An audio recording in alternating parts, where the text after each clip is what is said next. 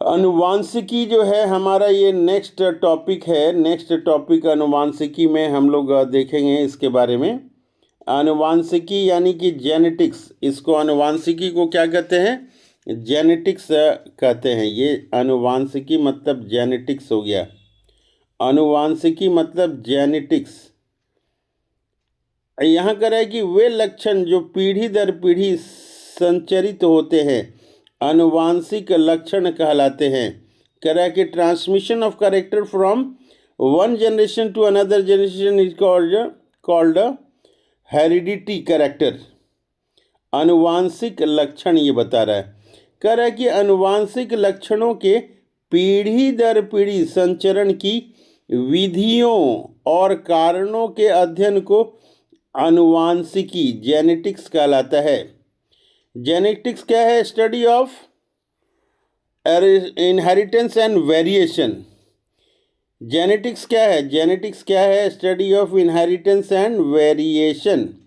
अनुवांशिक लक्षणों के पीढ़ी दर पीढ़ी संचरण की विविधताओं अलग अलग होना और कारणों के अध्ययन को जेनेटिक्स अनुवांशिकी कहते हैं। कह रहा है कि अनुवांशिकी के बारे में सर्वप्रथम जानकारी ऑस्ट्रिया निवासी ग्रेगर जोहान मेंडल 1822 से लेके 1884 को इनकी मृत्यु हुई थी और 22 को इनका जन्म हुआ था। इसी कारण से उन्हें अनुवांशिकी का पिता कहा जाता है, फादर ऑफ जेनेटिक्स कहा जाता है। अब हम लोग यहाँ देखते हैं नेक्स्ट नोट यहाँ पे दिया हुआ है। ये नोट क्या है? अनुवांशिकी कह रहा है कि अनुवांशिकी मतलब क्या? जेनेटिक्स। शब्द विलियम वॉटसन एक साइंटिस्ट थे, विलियम वॉटसन ने दिया, जबकि जीन शब्द विल्हेल्म जोहानसन ने दिया। यहाँ दो टर्म के बारे में बता रहा है। पहला बता रहा है कि जेनेटिक्स किसने दिया, तो हम लोग संक्षेप में बोलते हैं बैटेसन ने दिया। और टर्म जीन किसने दिया, तो संक्षेप में हम लोग बोलते हैं जोहानसन ने दिया। अब आगे देखते हैं। कह रहा है कि अनुवांशिकी संबंधी प्रयोग के लिए मेंडल ने मटर के पौधे को चुना। क्वेश्चन आता है, मेंडल ने किस पौधे को चुना? तो मटर के पौधे को चुना। कह रहा है कि मेंडल ने सबसे पहले एक जोड़ी फिर दो जोड़ी विपरीत गुणों की वंशागति का अध्ययन किया। पहले क्या किया? एक जोड़ी, फिर क्या किया? दो जोड़ी। कैसे? विपरीत गुणों की वंशागति का अध्ययन किया, जिसे क्रमशः एक संकरीय व द्विसंकरीय क्रॉस कहते हैं।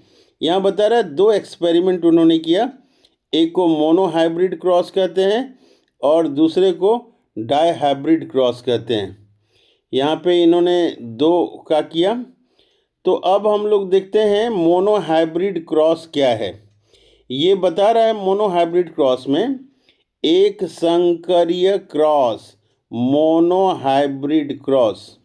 कह रहा है कि मेंडल ने एक संकरीय क्रॉस के लिए लंबे पौधे कैपिटल टी और बौने पौधे स्मॉल टी के बीच क्रॉस कराया तथा निम्न परिणाम प्राप्त हुए। क्या परिणाम प्राप्त हुए देखते हैं हम लोग। तो यहाँ पे जो है परिणाम को देखने की कोशिश करते हैं हम लोग, क्या लिखा हुआ है। तो यहाँ पे देख रहे हैं कि लंबा पौधा लिया, फिर बौना पौधा लिया। तो जब गैमिट बनाएंगे तो ये आधे क्रोमोसोम हो जाएंगे। जब ये युग्म यानी कि गैमिट ये बनाएंगे तो क्या हो जाएगा? ये आधे क्रोमोसोम हो जाएंगे। फिर दोनों गैमिट मिलेंगे तो कैपिटल टी स्मॉल टी होंगे। सभी संकर हाइब्रिड पौधे जो है ये लंबे होंगे F1 पीढ़ी में। फिर इसको स्वपरागण कराएंगे, सेल्फ पॉलिनेशन कराएंगे तो फिर क्या मिलेंगे? 25% टीटी मिलेंगे और फिर 50% T capital T small T मिलेंगे और 25% स्मॉल टी मिलेंगे। ये जो है शुद्ध लंबे हैं, ये शुद्ध लंबे हैं, ये संकर लंबे हैं और ये जो है शुद्ध बौना पौधा है। फिर जो संकर लंबे पौधे हैं इनको फिर सेल्फ पॉलिनेशन कराएंगे तो इसमें 75% जो है लंबे मिलेंगे और 25% जो है ये बौने मिलेंगे। शुद्ध बौना वाला जो है बराबर वो जो है हमेशा बौने पौधे को ही देगा और शुद्ध लंबे वाले जो हैं ये बराबर शुद्ध आपके लंबे वाले पौधे को ही देंगे। तो ये जो 3:1 का रेशियो आया है 75% इज इक्वल टू 25%, इसको बोलते हैं 3:1 का रेशियो। ये जो है 3:1 का रेशियो इसको बोलते हैं। कर रहे हैं यहाँ पे जो हम लोग देख रहे हैं F2 पीढ़ी का जो परिणाम आया है, यहाँ पे ये F2 पीढ़ी का परिणाम आया है। इसमें जो है 25% क्या है ये लंबे हैं, 50% क्या है ये संकर लंबे है और 25% ये क्या है आपके ये बौने हैं। तो इसको फिनोटाइप उसको बोलते हैं जो बाहर से दिखते हैं। तो ये दिख रहा है आपका फिनोटाइप और ये जीनोटाइप आपका ये अनुपात है 1:2:1। इसको हम लोग याद कर लेंगे, 3:1 जो है फिनोटाइप, ये लंबे आपके पौधे होंगे और जो है ये फिर 1:2:1 ये जीनोटाइप हुआ। इसको हम लोग याद कर लेंगे। एग्ज़ाम में पूछता है कि मोनोहाइब्रिड का फिनोटाइप क्या है तो 3:1, मोनोहाइब्रिड का जीनोटाइप क्या है तो 1:2:1। ये बराबर एग्ज़ाम में पूछता है और हम लोग को ये बताना पड़ता है, तो ये याद कर लेंगे। अब हम लोग का जो है मेंडल का डाई हाइब्रिड क्रॉस आता है, द्विसंक्रिय क्रॉस आता है, डाई हाइब्रिड क्रॉस। इसमें बता रहा है कि मेंडल ने क्या किया, मेंडल ने द्विसंक्रिय क्रॉस के लिए गोल और पीले बीज लिए, कैपिटल R और कैपिटल Y एवं हरे एवं झुर्रीदार बीज लिए। स्मॉल r और स्मॉल y से उत्पन्न पौधे को क्रॉस कराया। इसमें गोल एवं पीले बीज प्रभावी होते हैं। अब हम लोग आगे देखते हैं क्या लिखा हुआ है। कर रहे हैं यहाँ पे ये क्रॉस यहाँ पे ये दिखाया हुआ है। इस क्रॉस को हम लोग कोशिश करते हैं देखने के लिए। यहाँ पे ये है, इसको हम लोग ध्यान देते हैं। ये जो गोल है और पीला है, इसके लिए क्या लिया हुआ है, कैपिटल R और कैपिटल Y। झुर्रीदार और हरा जो है इसके लिए लिया हुआ है रिसेसिव कैरेक्टर है, ये डोमिनेंट कैरेक्टर है और ये क्या है, रिसेसिव कैरेक्टर है। तो डोमिनेंट कैरेक्टर वाले को कैपिटल लेटर में लिखते हैं और रिसेसिव कैरेक्टर वाले को हम लोग स्मॉल में लिखते हैं। तो ये गैमिट बनाएगा तो ये आधा हो जाएगा, गैमिट में इसके क्रोमोसोम आएंगे और इसके क्रोमोसोम ये आधे आएंगे। तो इसको जब क्रॉस कराया जाएगा तो ये पौधे मिलेंगे, कैपिटल R और स्मॉल r, कैपिटल Y और स्मॉल y। ये जो F1 पीढ़ी के पौधे होंगे, F1 पीढ़ी के गोल तथा पीली संकर बीज होंगे। क्यों? क्योंकि ये जो डोमिनेंट होता है वही F1 में वही प्रकट होता है। इसको फिर सेल्फ पॉलिनेशन हम लोग कराएंगे, तो ये जो है गैमिट बनाएगा। फिर इसको एक मेल और फीमेल गैमिट मान के चलेंगे हम लोग।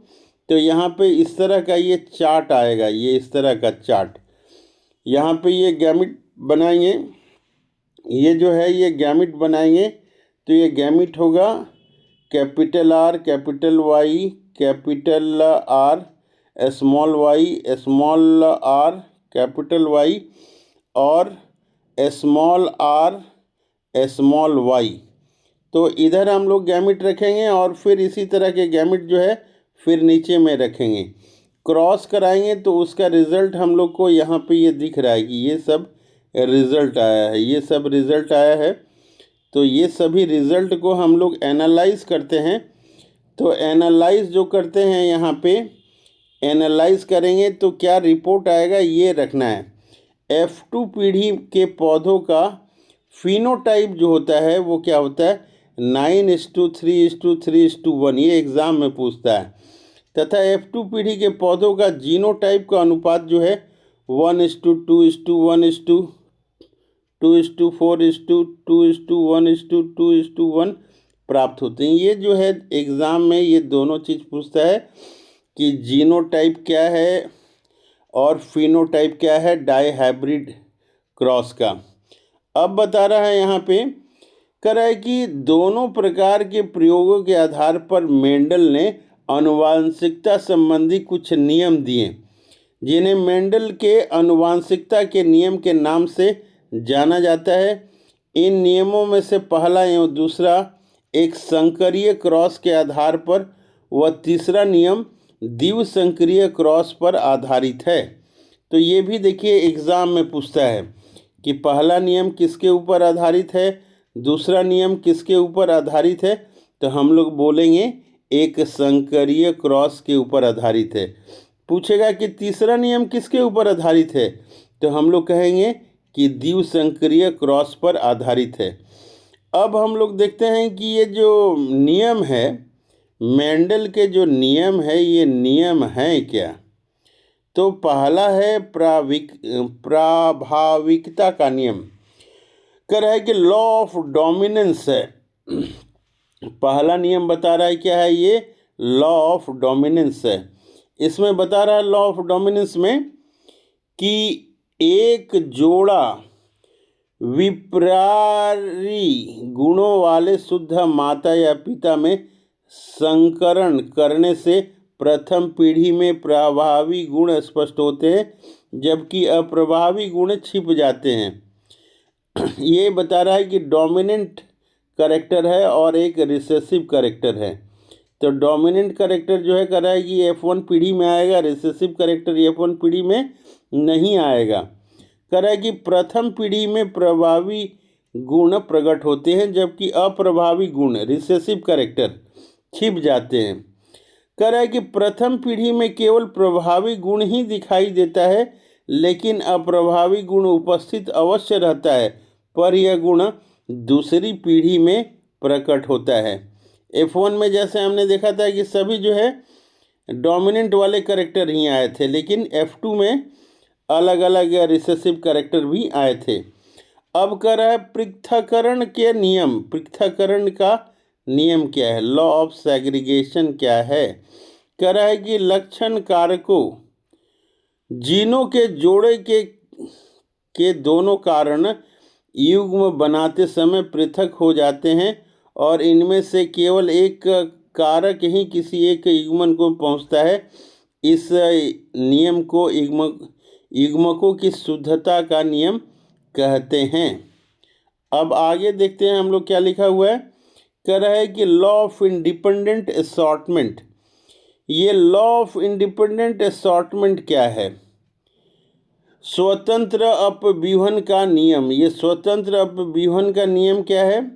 कह रहा है कि दो जोड़ी विपरीत लक्षणों वाले पौधों के बीच संकर कराया जाता है तो दोनों लक्षणों का पृथक्करण स्वतंत्र रूप से होता है।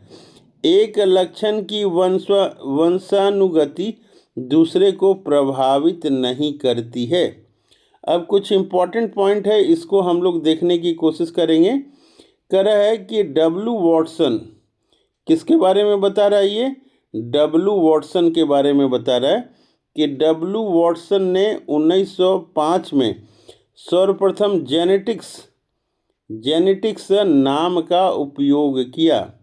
जोहानसन बता रहा है कि 1909 में सर्वप्रथम जीन शब्द का प्रयोग किया। फिनोटाइप क्या होता है। कह रहा है कि जीवधारी को जो लक्षण प्रत्यक्ष रूप से दिखाई पड़ते हैं उसको फिनोटाइप कहते हैं। जीनोटाइप क्या है? कह रहा है कि जीवधारी के आनुवांशिक संगठन को उसके जीनोटाइप कहते हैं, जो कारकों जीनों का बना होता है।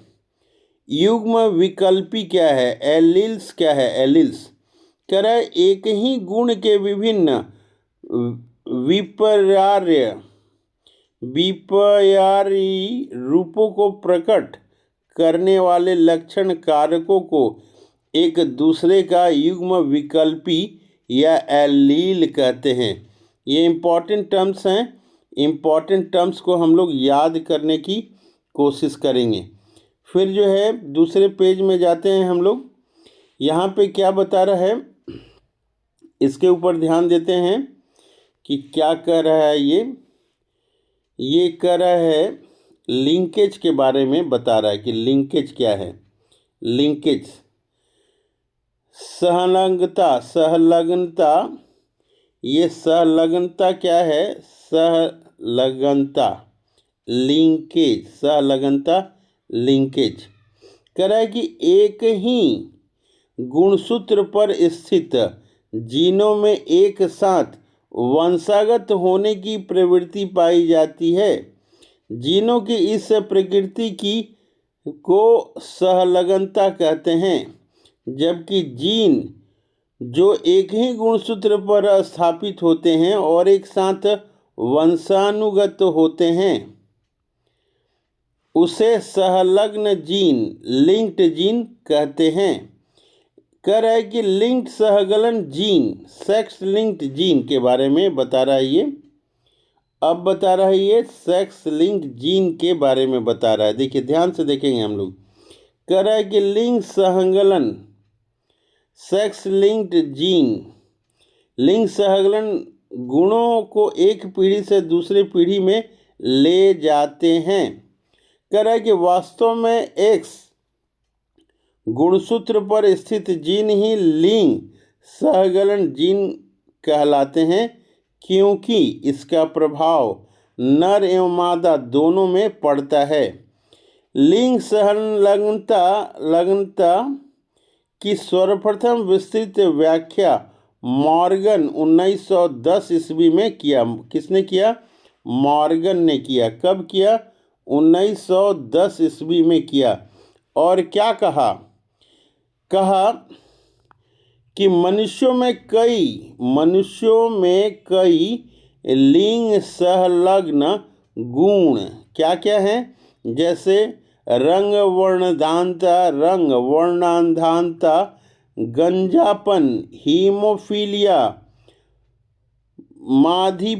मायोपिया है, हाइपरट्राइकोसिस इत्यादि पाए जाते हैं। कह रहा है कि लिंग सहलग्न गुण स्त्रियों की अपेक्षा पुरुषों में ज़्यादा प्रकट होते हैं। कह रहा है कि पुरुषों में ज़्यादा प्रकट होते हैं। तो ये हो गया। अब जो है हम लोग देखते हैं आगे इसके बारे में। कह रहा है कि ये ह्यूमन जेनेटिक्स के बारे में थोड़ा बहुत हम लोग देखते हैं। ह्यूमन जेनेटिक्स क्या है? तो ह्यूमन जेनेटिक्स में हम लोग देखते हैं कि गुणसूत्र का नाम W. वॉल्डेयर ने 1888 में दिया। गुणसूत्र का नाम कब दिया? किसने दिया? कह रहा है कि गुणसूत्र यानी कि क्रोमोसोम का नाम W. वॉल्डेयर ने 1888 ईस्वी में किया था, नामांकन किया था। कह रहा है कि गुणसूत्रों में पाए जाने वाले आनुवांशिक पदार्थ को जीनोम कहते हैं। जीन इन्हीं गुणसूत्रों पर पाया जाता है। जीन कहाँ पाता है? इन्हीं गुणसूत्रों पर पाया जाता है। अब हम लोग आगे देखते हैं यहाँ पे कुछ और। कह रहा है कि गुणसूत्रों के बाहर, किसके बाहर? गुणसूत्रों के बाहर जीन यदि कोशिका द्रव के कोशिकाओं में होती है तो उसे प्लाज्मा जीन कहते हैं। कह रहा है कि गुणसूत्र के बाहर जीन कोशिका द्रव के कोशिकांगों में होती है तो उसे क्या कहते हैं? प्लाज्मा जीन कहते हैं। कह रहा है कि 1956 में एस बेंजर द्वारा जीन की आधुनिक विचारधारा दी गई। इसके अनुसार जीन का इकाई सिस्ट्रॉन होता है। उत्परिवर्तन की इकाई म्यूटॉन होता है तथा पुनः संयोजन की इकाई को रेकॉन कहा गया है।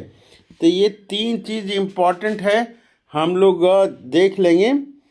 जीन का कार्य की इकाई जो है ये सिस्ट्रॉन है। जीन के कार्य का इकाई क्या है? सिस्ट्रॉन है। और म्यूटेशन की इकाई को म्यूटॉन कहते हैं और रिकॉम्बिनेशन की इकाई को रेकॉन कहते हैं। तो ये 3 चीज़ें इम्पॉर्टेंट है, हम लोग इसको याद करने की कोशिश करेंगे। कह रहा है कि मानव में 22 एमिनो एसिड पाए जाते हैं। मानव में 20 आवश्यक एमिनो एसिड पाए जाते हैं। कह रहा है कि आर्थर खोनबर्ग ने, किसने? आर्थर खोनबर्ग ने 1962 में डीएनए पॉलीमरेज नामक एंजाइम की खोज की, जिसकी सहायता से डीएनए का संश्लेषण होता है, निर्माण होता है, सिंथेसिस होता है। अब हम लोग देखते हैं ये मनुष्यों में लिंग निर्धारण कैसे होता है। देखिए मनुष्यों में लिंग निर्धारण कैसे होता है, इसके बारे में यहाँ पे है। तो कह रहा है यहाँ पे हम लोग देखते हैं मनुष्यों में लिंग निर्धारण, सेक्स डिटर्मिनेशन इन ह्यूमन में सेक्स का कैसे डिटर्मिनेशन होता है।